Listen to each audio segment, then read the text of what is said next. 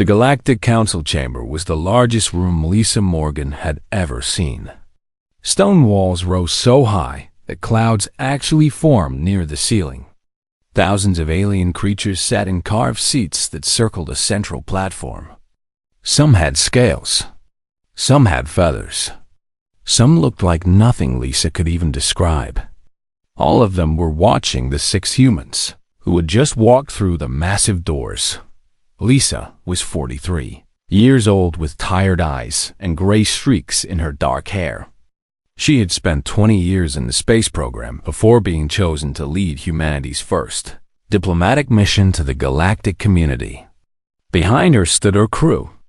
Danny Park was her second in command, a short man who smiled too much and worried too little. Dr. Maria Santos was the science officer who asked questions about everything. Kevin O'Brien handled security, though his weapons seemed useless here. Beth Turner managed communications, and Pete Vasquez was their navigator. They had traveled for 6 months to reach this place called Nexus Prime. Earth had only discovered faster than light travel 3 years ago. When signals from the galactic community reached them, offering a chance to join, humanity had jumped at the opportunity.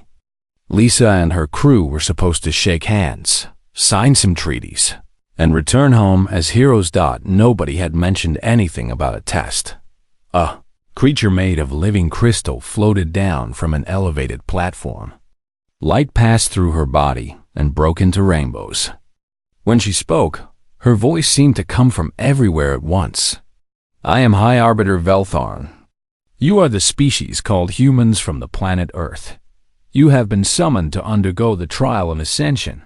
Lisa looked at Danny. He shrugged. This was not in any of their briefing documents.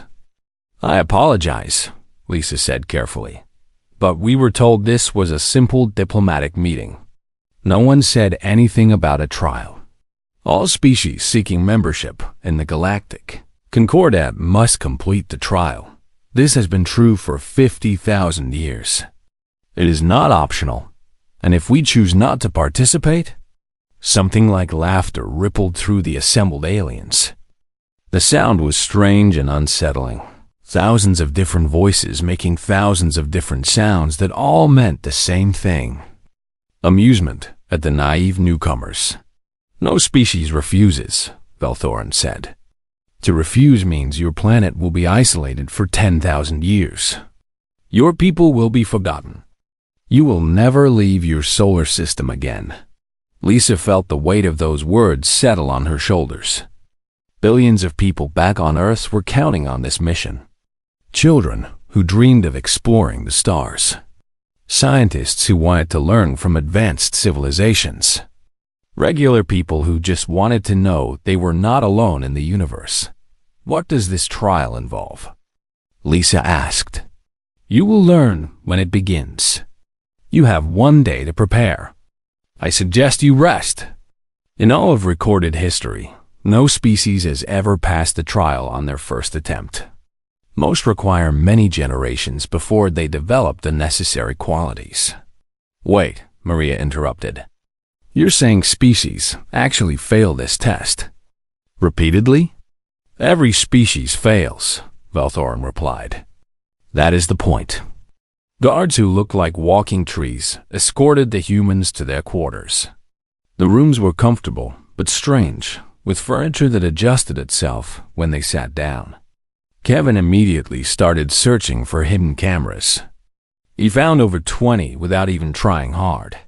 Should I disable them? He asked. No, Lisa said. We have nothing to hide. Removing them would just make us look paranoid. She sat down on something that might have been a couch. It molded itself to her body in a way that was both pleasant and slightly creepy. All right, let's think about this. Danny, what do we know about the Concordat's history? Danny pulled out his tablet and started scrolling. They've been around for about 50,000 years. Hundreds of member species. They control most of the galaxy, but they're not really conquerors. More like a club with strict membership requirements. And this trial? Beth asked. Almost nothing. The aliens we talked to before mentioned some kind of test, but nobody gave details. The Kralith ambassador said it was character building, but that's all I got. The Kralith also eat their children when food runs low, Pete muttered. Their idea of character building might be different from ours. Lisa stared at the ceiling, thinking. A test that every species failed. A test that somehow measured whether a civilization was ready to join the galactic community. What could it possibly involve? Here's what I think, she said slowly. If every species fails, then the test is probably designed to be failed. The question is why? What do they learn from watching us fail? Maria nodded. It could be like those psychology experiments back on Earth. The kind where the real test is not what they tell you it is. Maybe they're not measuring whether we can solve a problem. Maybe they're measuring how we react when we cannot solve it. Or it's just a power play, Kevin said darkly. Make the new species feel small and weak from day one. Easier to control a civilization that thinks it needs to prove itself.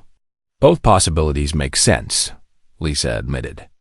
But neither helps us prepare since we don't know what we're actually facing. She stood up and faced her crew. These 5 people had become her family over the past 6 months.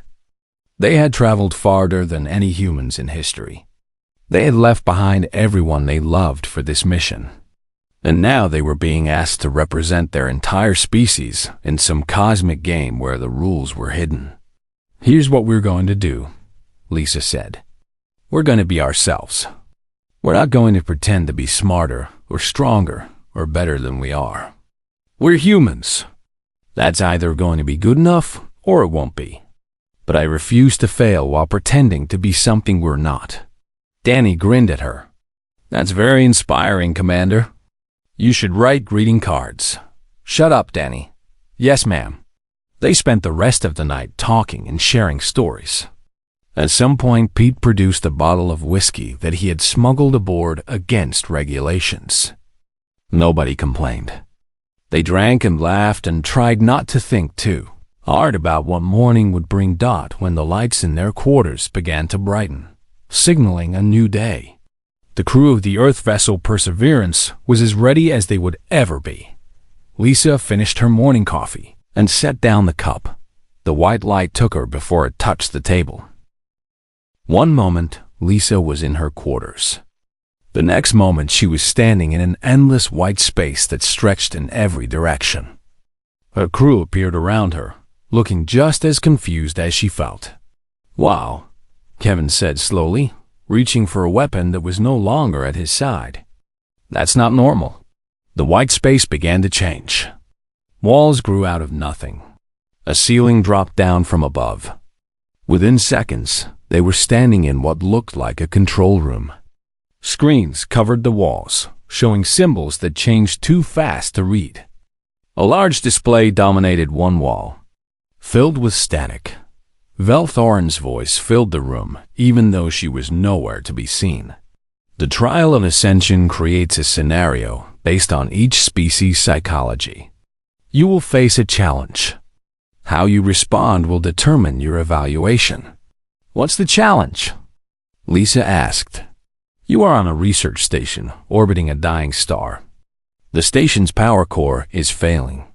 In approximately 2 hours, it will explode and kill everyone aboard.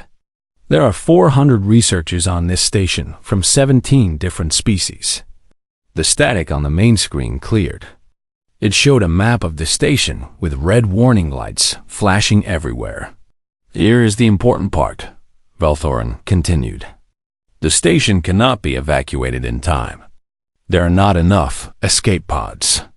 The power core cannot be fixed. The star's gravity prevents any rescue ships from getting close enough to help. Danny stepped forward. So it's impossible? There's no way to win. Correct. The scenario has no solution. This is the trial. You may begin. The voice went silent. The countdown on the main screen showed 112 minutes remaining. This is stupid, Pete said. If we can't win, why should we even try? Because giving up is not who we are, Lisa said quietly. She was already studying the station map, looking for any detail that might help. Danny, tell me about this power core. Danny moved to one of the control panels. His fingers flew across buttons that somehow felt familiar despite being alien. It's similar to our fusion reactors. The containment is failing because of radiation from the dying star. Even if we fixed it, the radiation would just break it again. Can we move the station away from the star? With what engines? Everything's offline. And even if we could start them, we'd need hours to reach safety. We don't have hours. Beth was at another panel, reading through messages. Commander, I'm seeing communications from the station crew. They've been dealing with this for days already. They've tried everything. Repairs, evacuations, calling for help. Nothing worked. Pull up the list of everyone on the station, Maria said. Her face went pale as she read through the names. Lisa, there are children here. Families. The youngest is only 2 years old. The room went quiet. Even knowing this was a simulation, the idea of watching 400 people die, including children, felt deeply wrong. Kevin slammed his fist against the wall. This is sick. Who creates a test about watching innocent people die? Someone who has seen a lot of death, Lisa said. Someone who has had to make impossible choices. She turned to face her crew. Look, I don't know what they want from us. Maybe they want to see if we panic. Maybe they want to see if we give up.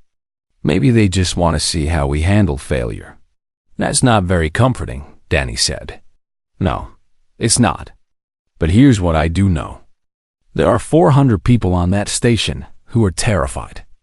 They've been fighting for days with no hope of survival. We can't save them. That's just reality. But we can be there with them. We can make sure they don't die alone. Beth looked up from her panel. I can set up a communication link to the whole station. If you want to talk to them. Lisa nodded. Do it. The static on the main screen dissolved into hundreds of faces. Different species, different shapes, all wearing the same expression of fear and hopelessness. Behind them, Lisa could see emergency lights flashing and equipment sparking. This is Commander Lisa Morgan from the planet Earth, she said, keeping her voice calm and steady. We're here to help. Bitter laughter came from somewhere in the crowd. Help? There is no help. The trial is watching us. They want to see how we face the end. Then let's give them something worth watching, Lisa said. I'm not going to lie to you. We can't fix your power core. We can't get you off this station. But we're not leaving either. If you want to spend your last hours in fear, that's your choice. But I have a better idea. What could be better than fear? A young voice asked, trembling. Meaning, Lisa said simply, not hope that you'll survive. I'm sorry, but that's not happening. Instead, hope that your lives mattered. Hope that the people you love will remember you. Hope that even in the worst moment possible, you can find something worth holding on to. She paused, looking at all the faces on the screen. Some angry, some desperate, some empty. My crew and I are going to spend the next 2 hours helping anyone who wants help. Not with survival. With legacy. We'll record your final messages. We'll make sure your research isn't lost. We'll make sure that when people talk about this station, they talk about who you were, not just how you died. That's your plan? An elderly alien asked. To make death meaningful? Death is always meaningful, Lisa said. It's up to us to decide what that meaning is. The next 90 minutes were the longest and shortest of Lisa's life. Her crew spread throughout the simulated station, helping wherever they could. Danny worked with engineers to keep the communications running. Maria helped doctors comfort the sick and injured. Kevin organized activities that gave people something to do besides wait. Beth recorded thousands of final messages to loved ones. Pete created a database of every single person on the station, preserving their names and stories. And Lisa walked the hallways, talking to anyone who would listen. She heard about lives lived and dreams that would never come true. She held the hands of children who didn't understand why their parents were crying. She made promises she couldn't keep and offered comfort she wasn't sure she believed.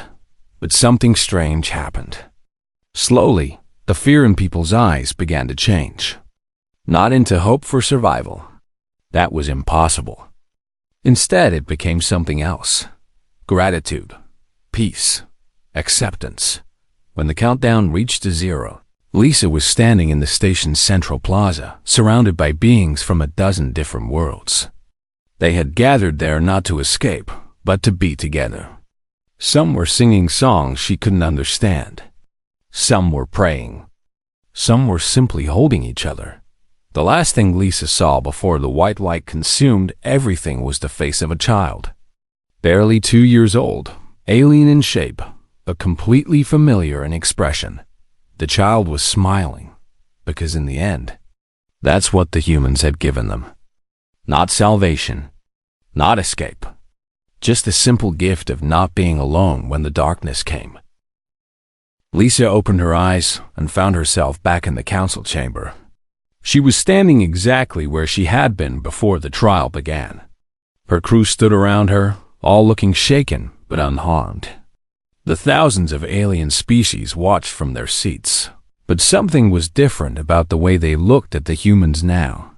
Something Lisa couldn't quite name. Velthorn floated down from her platform, her crystal body catching the light in soft patterns. The trial of ascension is complete. How did we do? Danny asked, his voice rough. Did we pass? That depends on what you think passing means. Velthorn turned to address the entire chamber. The trial presents an impossible scenario. A situation with no solution. Every species that has taken the trial responds in predictable ways. A glowing display appeared above the central platform, showing categories and numbers. Category 1 is denial. The species refuses to believe the problem cannot be solved. They waste all their time on desperate attempts to fix things while ignoring the emotional needs of those around them. Result: total failure. Psychological damage requiring years of therapy. Lisa felt her stomach tighten. Category 2 is despair. The species accepts that the situation is impossible and simply stops functioning. They wait for death and often turn against each other as their society falls apart. Result: total failure. Severe depression affecting the entire species. Category 3 is bargaining. The species tries to negotiate with the trial administrators. They offer deals, demand different scenarios, or make threats. Result: total failure. Long-lasting resentment and trust issues. Kevin made a low sound. Let me guess. Category 4 is anger. Category 4 is rage, Velthorn confirmed. The species sees the trial as unfair and responds with violence. They attack the scenario, attack each other, or try to attack the administrators. Result: total failure. Classification as dangerous and immediate quarantine. So everyone fails, Maria said slowly. Every single species falls into one of these categories? Yes. Velthorn paused, and her crystal form flickered in a way that might have shown surprise. Until today, the chamber went completely silent. Not a single sound from thousands of aliens.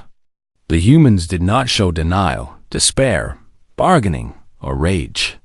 Instead, they did something we have never seen before.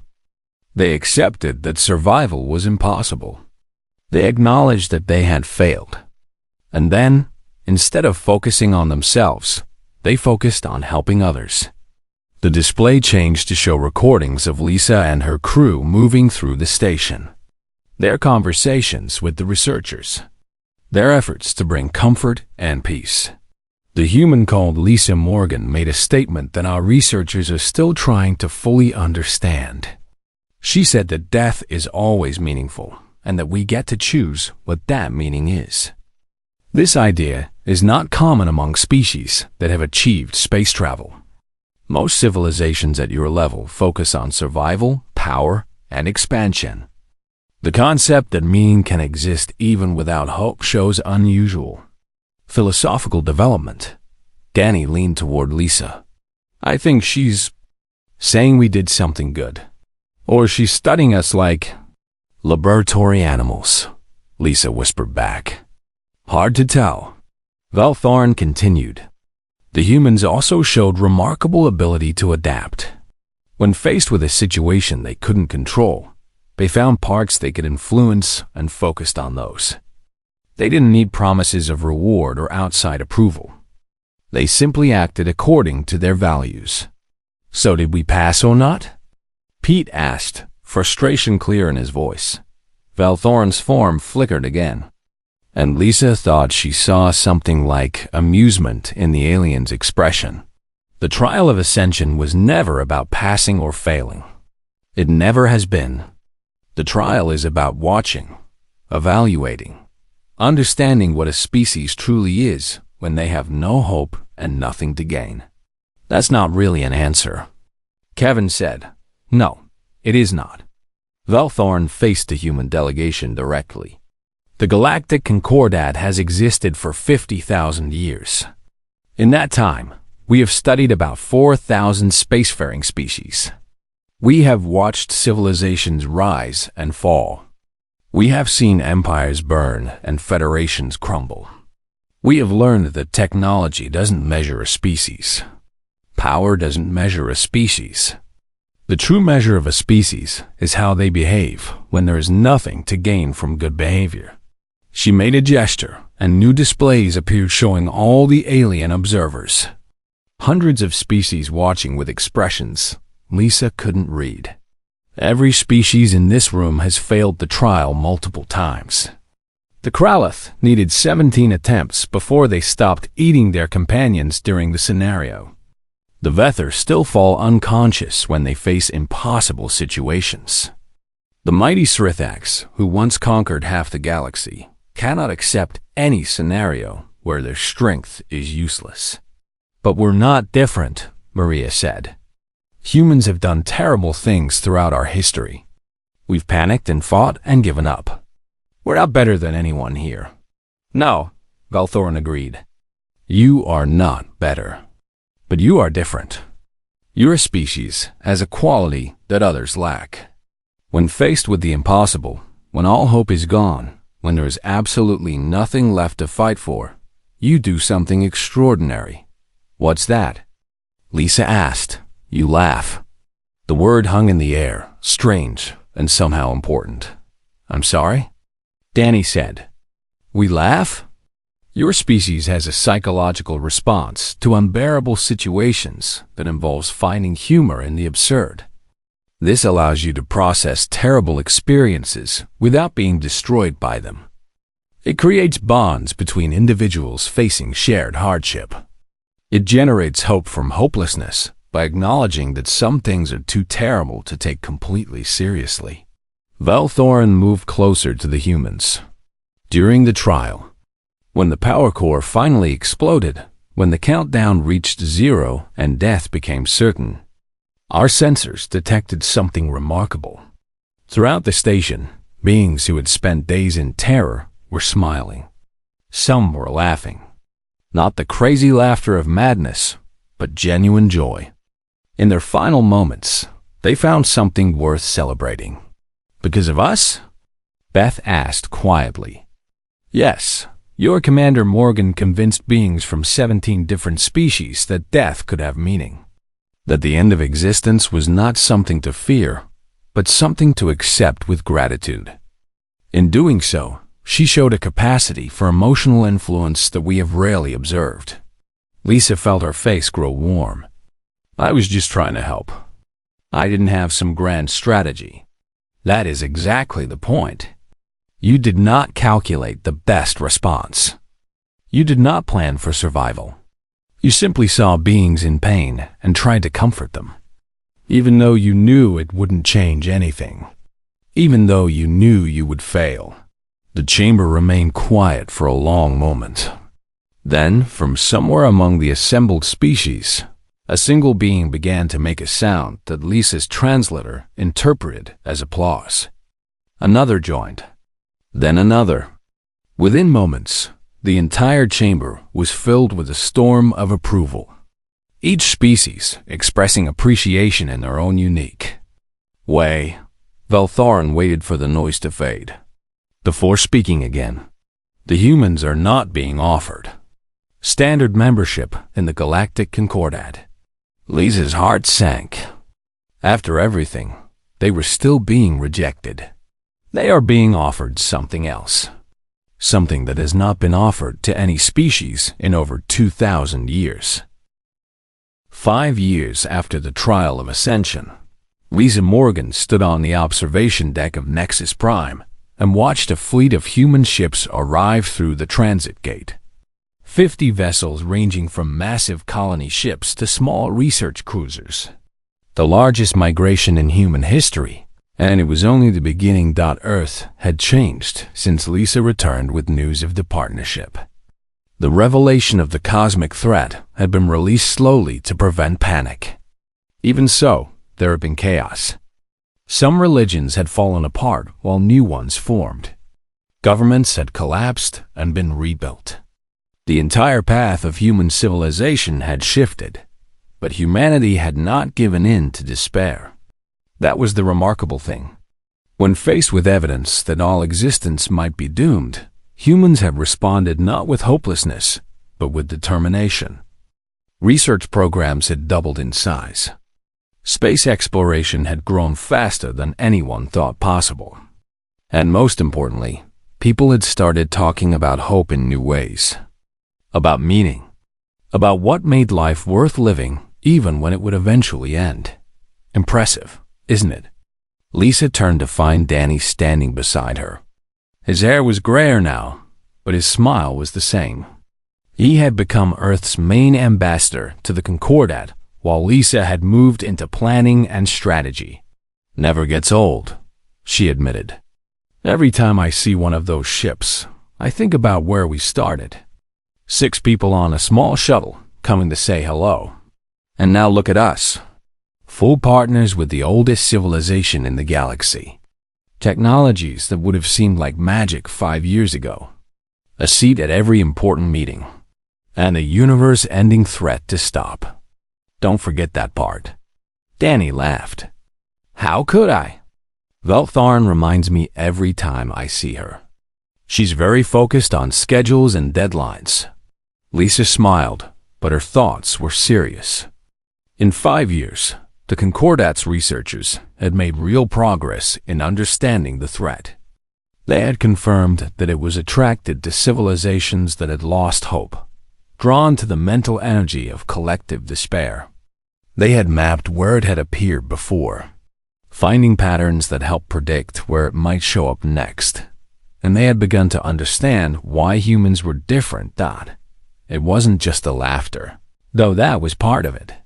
It was something more basic, woven into the very structure of how humans thought. A refusal to accept that any situation was truly hopeless. A stubborn insistence that meaning could be found even in the darkest moments. A capacity for joy that continued regardless of circumstances. The Concordat scientists had developed a theory. They believed that hope wasn't just a feeling, but a kind of energy, a force that could shape reality itself at tiny scales. Civilizations that lost hope became predictable, bound by the laws of physics in ways that made them easy targets. Civilizations that kept hope remained unpredictable, capable of outcomes that shouldn't be possible. In simple terms, hope made miracles possible. Not guaranteed, not likely, but possible. And sometimes, possible was enough. Commander Morgan? Lisa turned to see Beth approaching. She now led the Concordat's Communication Research Division. What is it? We've detected something. A signal from one of the dead zones. It shouldn't be possible, but there's definitely something there. Something alive. Lisa felt her heartbeat speed up. In 5 years of exploration, they had never found anything living in the dead zones. Nothing had survived the passages of the Death Force. Show me. They hurried to the research center, a huge complex that now employed beings from over 100 different species. Human scientists worked alongside alien mathematicians and physicists, combining ideas that had never been brought together before. The signal was playing on the main display when they arrived. It was faint, barely stronger than background noise, but clearly artificial. And more importantly, clearly intentional. "We've analyzed the pattern," Beth said. "It's a message. Mathematical sequences that any spacefaring civilization would recognize as intelligent. And there's more." She adjusted the display and new information appeared. The message includes what seemed to be coordinates. Coordinates for this location. They know we're here, and they're trying to reach us. Maria, who now led the Concordat's biology division, stepped forward. "That's impossible. The dead zones have been completely cleaned of all life. Whatever destroyed those civilizations was thorough.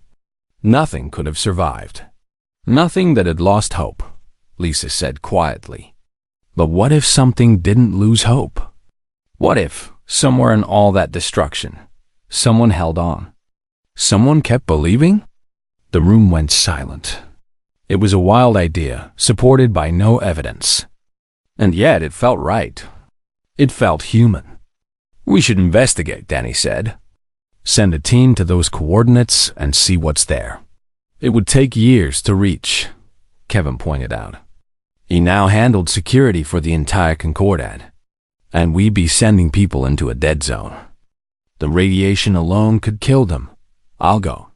The words left Lisa's mouth before she could think about them.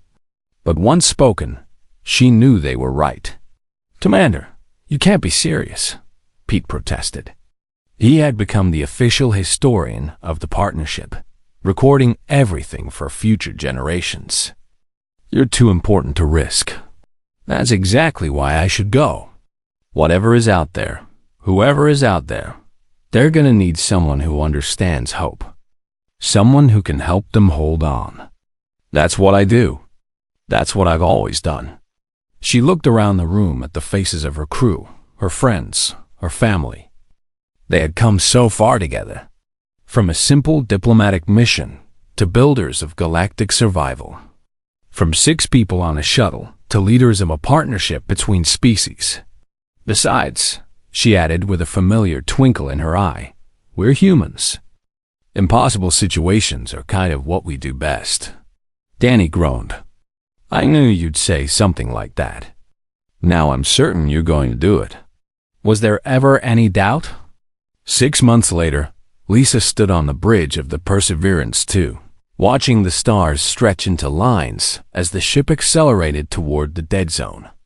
Her crew was different now, a mix of humans and aliens united by a common purpose.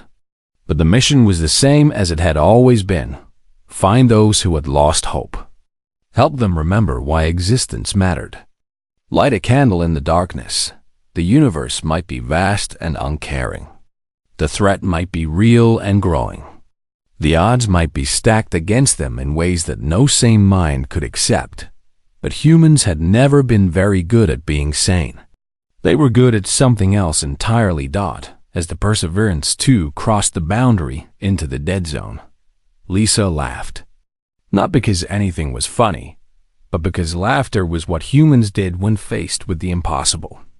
It was their way of saying we're still here. We haven't given up. We never will. Somewhere in the darkness ahead, a signal pulsed with stubborn persistence. A message of survival against all odds. A tiny flame of hope in a region where hope should not exist. Lisa leaned forward in her command chair and smiled. "Let's go say hello." The stars waited. The darkness watched. And humanity, as always, refused to be afraid, because that's what humans did. They laughed at the impossible. They found meaning in the meaningless. They hoped when hope made no sense. And sometimes, against all odds, that was enough. The private chamber where Velthorin brought the humans was smaller than the main council hall, but just as impressive. Ancient maps of the galaxy covered the walls, showing how borders had changed over thousands of years. Lisa could see how empires had grown and died, how the Concordat had slowly spread to cover most of known space.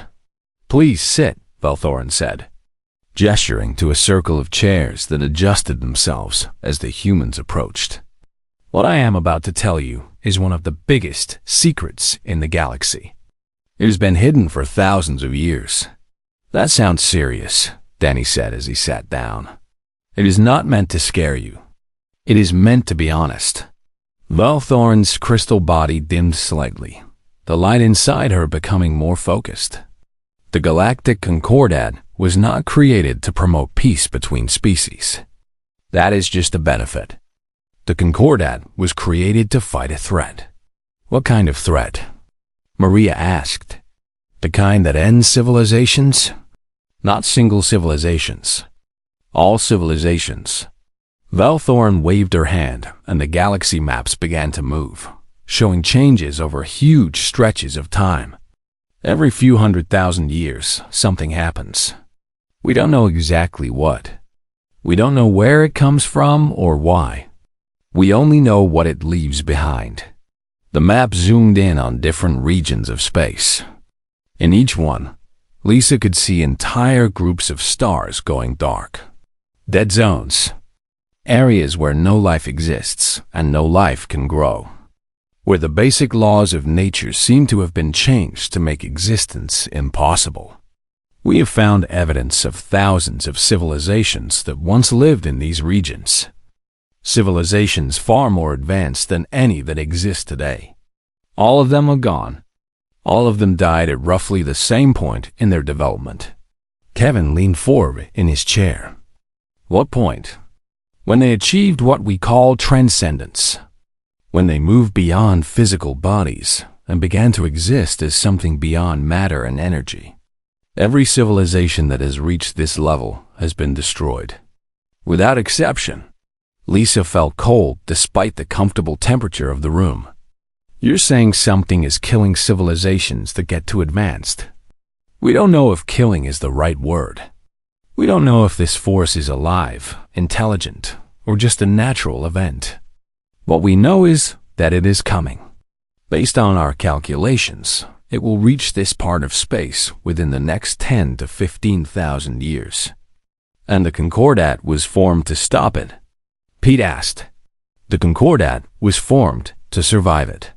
For 50,000 years, we have been searching for a way to defeat this force or hide from it. We have tried technological solutions. We have tried diplomatic solutions. We have even tried mystical solutions. Nothing has worked." Velthorin turned to face Lisa directly. "And then we created the Trial of Ascension. Not to evaluate species for membership, as we tell them, but to find something specific. A quality. A trait. Something that might give us an advantage against what is coming." "What trait?" Lisa asked. "Hope." The words seemed to echo in the small room. Not optimism. Not confidence. Not faith. Hope. The ability to keep trying even when logic says trying is pointless. The ability to find meaning in life even when that life is doomed. Maria was shaking her head. "I don't understand. How does hope help against some kind of cosmic death force?" "We don't know for certain, but we have a theory." Velthorin's body brightened, light flowing through her crystal form in complex patterns. "Every civilization we have studied, every species that transcended, they all share something in common. They become convinced that existence has no meaning beyond what they create. They stop hoping and start just existing. And then they die. You think losing hope makes them vulnerable?" Danny asked. "We think losing hope makes them visible. We believe this force, whatever it is attracted to civilizations that have given up, that have decided there is nothing worth fighting for. Like a predator that can sense wounded prey."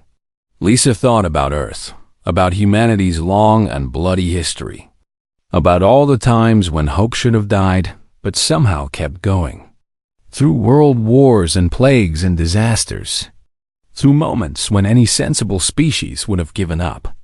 You think humans might be immune, she said slowly, because we can't stop hoping. Not immune. Nothing is immune, but resistant, perhaps. Your species has a remarkable ability to find reasons to continue when every logical calculation says you should stop. It is not just the laughter, though that is part of it. It is something deeper, something in the way you see existence itself. Kevin crossed his arms. So what exactly are you offering us? A partnership, full and equal. Access to all of our technology, all of our knowledge, all of our resources. In exchange, we want to study you, not as test subjects, but as allies. We want to understand what makes you different, and we want your help preparing for what is coming. That's a lot to process, Lisa said. You're basically telling us the universe has some kind of death god that destroys anyone who gets too advanced. And you want our help fighting it. An oversimplification, but essentially correct.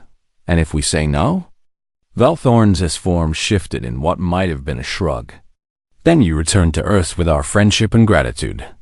You will be given standard membership in the Concordat. You will have access to trade and diplomacy. But you will not be told anything more about the threat, and you will not be involved in our preparations. Because we'd be safer not knowing. Maria guessed. Because knowledge creates responsibility.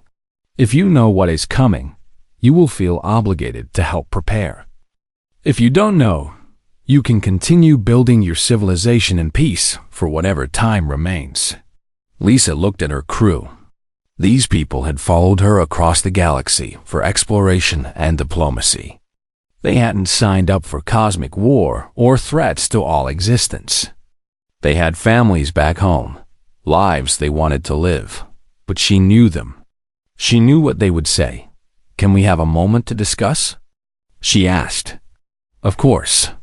Take as long as you need. This decision should not be made quickly.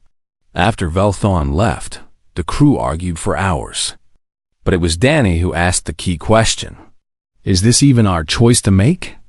Shouldn't Earth's governments decide this? By the time we got home and went through proper channels, years would pass, Lisa pointed out. And besides, they sent us to represent humanity. This is just a bigger version of what we signed up for. A bigger version? Kevin laughed bitterly.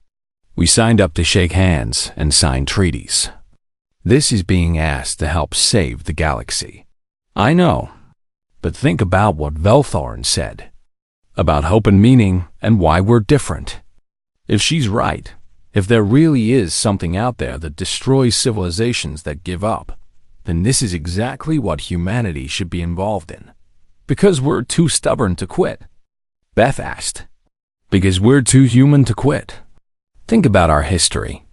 Every time something terrible happened, we found a way to keep going. Not because survival was likely, but because giving up just isn't who we are. We make jokes at funerals. We fall in love during wars. We plant flowers and burn fields. In the end, they voted. 5 in favor of accepting the partnership. 1 abstention from Kevin, who said he would support whatever the group decided, but wanted his concerns recorded. When Velthorn returned, Lisa was waiting. We accept, Lisa said. But we have conditions. First, any research on humans must include our people at every level. Second, we won't be used as soldiers or cannon fodder. Third, and most important, we stay human. Whatever happens, we don't give up our culture or our way of life. Velthoran's crystal form pulsed with warm light. That last condition is the one we most hoped you would demand. Diversity is strength. Difference is advantage. Your humanity is exactly what we need you to keep. Lisa extended her hand.